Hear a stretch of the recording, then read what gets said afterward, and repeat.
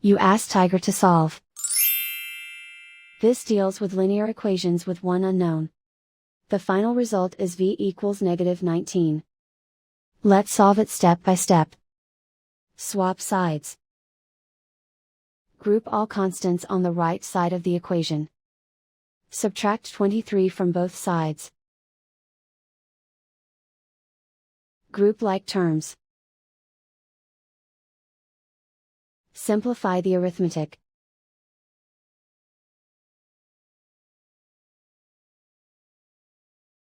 Isolate the v. Divide both sides by -3. Cancel out the negatives. Simplify the fraction. Move the negative sign from the denominator to the numerator. Find the greatest common factor of the numerator and denominator. Factor out and cancel the greatest common factor.